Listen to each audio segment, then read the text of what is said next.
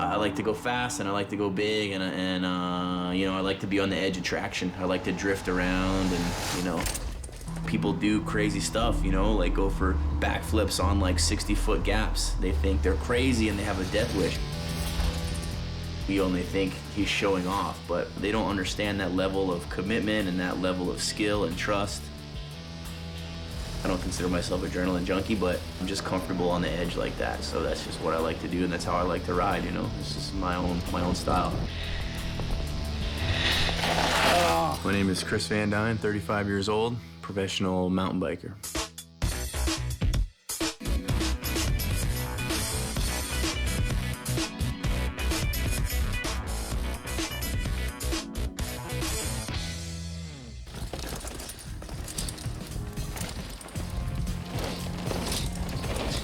When I'm about to do something, I think about it and I visualize success and I try not to let negativity creep in and let that stuff in, because it can really work on your nerves and work on your confidence. And I think, you know, we all have like an insane amount of power to tap into if our brain lets us do that, you know? And so like that capacity is something that's really fascinating to me.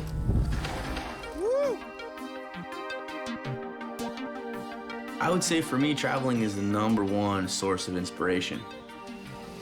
To not waste time and not waste money and get right at the good stuff. I love to see the world on 2 wheels. And for me, it's more fun to get around and it's a different experience. So, I mean, I like cars, I like driving as well, but I'll take a fast motorcycle over a fast car anytime. It's more maneuverable and it's more what I like to do. Yeah, I just dig it. I like sneaking through stuff at high speed.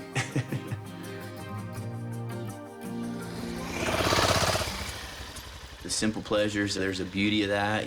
I was happy sleeping in hammocks and tents and in the woods and this and that, you know. A little discomfort isn't gonna kill you.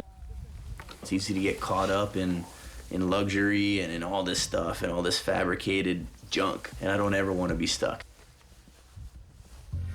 I'd rather ride an old, you know, like pile of bolts and do what I wanted when I wanted than have a nice car, a nice house, and just not have any freedom. You know, freedom's a big thing for me.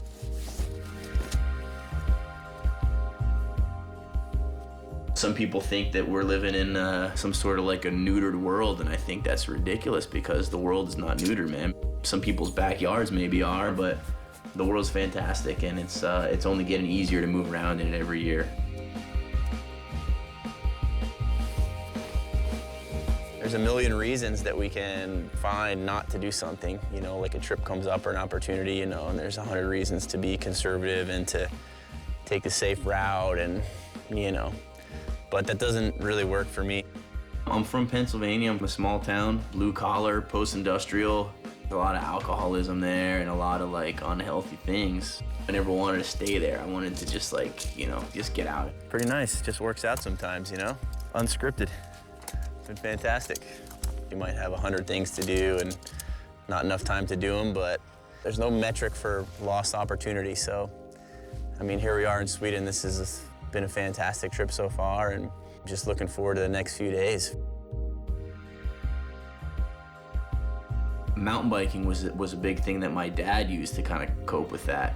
He's considered a bit of a pioneer, you know? He was a crazy art school student at the University of Philadelphia in the late 60s, and he always commuted on bikes, so he had road bikes, and that was his form of transportation in the city. Man, I feel like my mother right now. Who would throw cigarette butts in a spot like this, you know? Including cigarette butt cleanage. He moved to the country and started a family, and he brought his bikes with him, and he would ride his road bikes in the mountains. And so that was something I kind of shared with him and learned from him. And, you know, at 15, I was racing against the under 18s. And I remember seeing these guys having so much fun that I was like, this is what I want to do. I want to do what they're doing. I want to get paid to do what they're doing. Somehow that's kind of turned into, you know, an occupation and a lifestyle.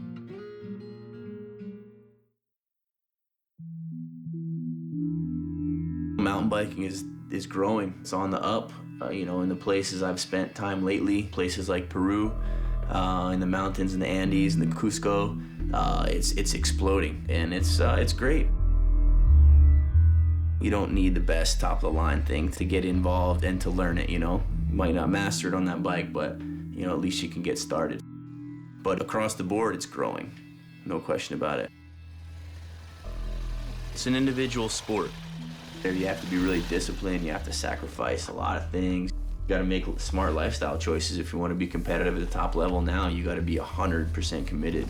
You can't ride all week and then go out and party all weekend because you're going to get smoked these days. Yeah, no, it was nice. I mean, you guys saw that camp spot up on top of the cliff over the ocean under the stars.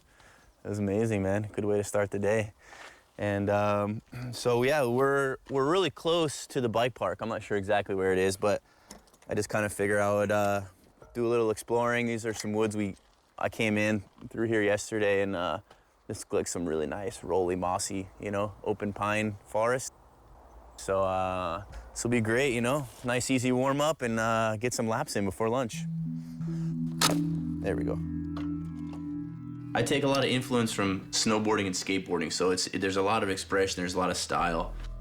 On the competition end, there's racing, there's judged style competitions, there's endurance events, all the way down to like 1-minute races, which is more what I do, the shorter, intense stuff. So it's a very broad sport, but basically there's racing, which just comes down to the clock, and then there's judged events, which comes down to who they think rode the best and who they award the best style and technical riding.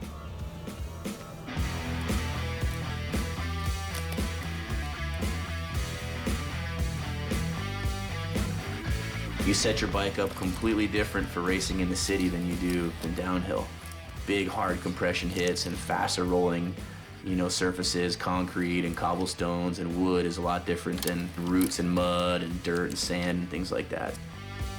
I don't compete as much as I used to. I used to compete like a madman. I used to race around the calendar. I've competed in the Rampage 6 times. It's like a big mountain format, so it's always a really fun event for me. I also do a handful of urban city races, invitationals generally in Latin America, and those are a lot of fun. Every day I ride is a good day. I mean, I like to keep moving and keep my mind and keep my body, you know, like healthy and active. Riding for me is a really great way to reset.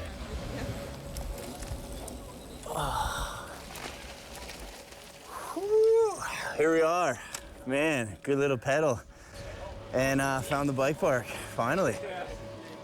Ow, what's up, bros? How's it going?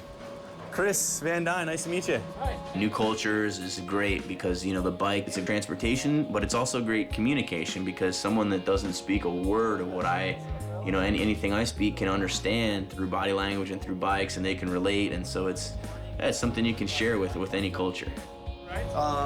Yeah, you guys riding or Yeah, sure. wrenching? Yeah, you want to get a lap or two? Yeah, sure. Sweet. All right, guys, we'll see you in a few laps, huh? I can have as much fun riding with a group of like retired lawyers and professors on like a road ride or on like a bike path and just socializing and learning from their experiences than I do from riding with the young kids and, getting pushed by the guys that are on it right now. It's therapeutic for sure. It's an aspect of like daily grind therapy. You know, getting out on your bike for a little bit was just like a really nice way for me to cope with some of the nonsense in this world we live in. Or Daniel, you get on my bike if I die on this one. And for me, cycling is 100% lifestyle. You know, I relate it a lot to like the surf industry. You know, surfing isn't a sport, it's a lifestyle. It's something that people do, something that they love, and cycling is the same. It's kind of like the mountain equivalent of surfing in the ocean. Yeah! I'll follow you, my friend. You know, mountain biking is about confidence. It's the mental side of it. You know, it's not only like the racing or the big scary tricks. I think about it, and then when I decide I'm gonna do it or not, I don't even revisit that.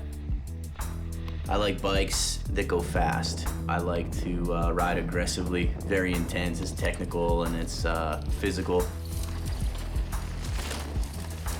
I kind of gravitate towards the unorthodox, you know, and, you know, they like to classify you as a crazy, you know, adrenaline junkie, loose cannon. But, you know, a lot of people do it one way and I like to do it the opposite way, or I like to kind of find my own different lines and see what I can get away with that no one else is really doing. Yeah. Well, come around this way. Much for the ride, Dude, man. that was so awesome, man. Yeah, thanks for shredding. Daniel, see you, man. Vigo, keep the rubber side down, brother. Woo. Yo, that's a perfect example of why I like traveling alone, you know? You just have these cool, you know, organic meetings. It's really fun shredding with those guys a few laps. For me, super fun to follow their lines and like stoke them out on their park and get them psyched on their local scene, you know? There's a few more waiting, so I'll get to the bottom. I love just new experiences and new adventures, and I like to share. I mean, probably like the #1 thing, especially with kids. At the moment, I'm building a track in what I hope will develop into a bike school in El Salvador. Starting programs like that is super fun as you just show up with a pickup truck full of bikes. You got a hell of a part on your hands, you know? It's good. I was just invited to come up and teach a class for like the police force, for the bike cops. Those guys put their on the line, and I'd be honored to show those guys my little tricks and secrets. Those are some of the things that are happening down there. Oh, such a fun day. Great little self-exploration adventure ride, you know, cruising out around, found some good single track to the bike park here. Oh, man, unbelievable. Whew. Got to get back to the bike, get on the road, so gonna keep rolling. I feel like I owe a lot to mountain biking, which has given me a lot of joy in my life and given me a whole different understanding of the world, and, you know, like a network of friends that without bikes I never would have. Who knows, you know, where I'd be if I didn't mountain bike. So I'm very indebted to mountain biking. I want to be proud of whatever legacy it is that I leave behind. I'd like to really execute this project that I'm working on now well, and I'd like to continue to build on it in the future. Sharing bikes, that's my tool, and that's kind of what I was put here to do. That's what it feels like, you know, that's my purpose. Don't necessarily follow the herd. I suppose that's kind of like a motto, you know?